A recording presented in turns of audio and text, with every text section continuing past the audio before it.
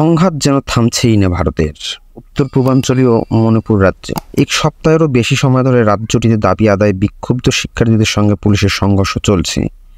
গত মঙ্গলবার রাজ্যটির 3 জেলায় কারফিউ জারি করা হয়। রাজ্য জুড়ে বন্ধ করে দেওয়া হয় ইন্টারনেট পরিষেবা। কিন্তু সব বাধা উপেক্ষা করে বিক্ষোভ শুরু করেন শিক্ষার্থীরা এবং পুলিশের সঙ্গে সংঘর্ষে প্রায় 100 জন আহত হন। এমন উত্তপ্ত পরিস্থিতির মধ্যে বিস্ফোরক তথ্য জানিয়েছেন ভারতীয় সেনাবাহিনীর কর্নেল পদমর্যাদার অবসরপ্রাপ্ত কর্মকর্তা অলোক আস্তানা। তিনি দাবি করেছেন, ভারত মণিপুরের স্বল্প প্রশিক্ষিত পুলিশের হাতে বিপজ্জনক যুদ্ধাস্ত্র তুলে দিচ্ছে।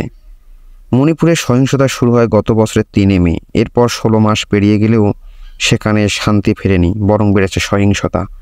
গত সপ্তাহ থেকে রাজ্যটিতে নতুন করে সহিংসতায় এখন পর্যন্ত মারা গেছেন অন্তত 11 জন। রাজ্যটিতে মেইতেই এবং কুকি 2 সম্প্রদায়ের কাছে এখনও অস্ত্র রয়েছে। হামলার কাজে ড্রোন, বোমা, আরপিজি এবং আধুনিক অস্ত্রের জন্য ড্রোন ব্যবহারের পর পরিস্থিতির আরও অবনতি হয়। বিক্ষোভ দমনে পুলিশের হস্তক্ষেপ সহিংসতার মাত্রাকে আরও বাড়িয়ে তোলে। গত মঙ্গলবারও বিক্ষোভরত জনতাকে ছত্রভঙ্গ করতে কর্তৃপক্ষ কাঁদানে গ্যাসের শেল ব্যবহার করে। এর জেরে সংঘাতে ছাত্রসহ বেশ কয়েকজন ব্যক্তি আহত হন। ভারতীয় সেনাবাহিনীর অবসরপ্রাপ্ত কর্মকর্তা অলোক আস্তানা মঙ্গলবার জানান, ভারত মণিপুরে বিপজ্জনক কনভেনশনাল ওয়্যার বা প্রথাগত যুদ্ধের অস্ত্র সে রাজ্যের স্বল্প প্রশিক্ষিত পুলিশের হাতে তুলে দিচ্ছে। ভারতের জাতীয় সংবাদ মাধ্যমেও এ তথ্য প্রসারিত হয়েছে। দাবি করে অলোক আস্তানা বলেন, এই মরণাস্ত্র ইতিমধ্যে মণিপুর পুলিশের হাতে পৌঁছেছে। পুলিশকে যুদ্ধাস্ত্র দেওয়া বিষয়ে গত সোমবার অবসরপ্রাপ্ত ওই কর্নেল লেখা প্রবন্ধ প্রকাশ করে ভারতের কয়েকটি সংবাদ মাধ্যম।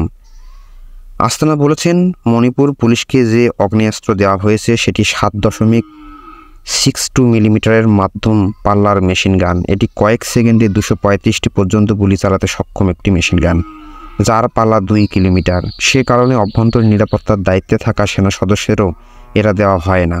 এমএমজি এমন একটি অস্ত্র যা দিয়ে সেনাবাহিনী প্রায় 150 মিটার বা 75 মিটারের একটি দুর্গম বলয় তৈরি করতে পারে। এর অগ্নিবলয়ের মধ্যে কেউ পড়লে তার মৃত্যু নিশ্চিত। যেহেতু এই 3 অস্ত্র এমএমজি, এলএমজি ও রাইফেল থেকে গুলি বেরোয়, ফলে এই 3টি প্রাণঘাতী অস্ত্র।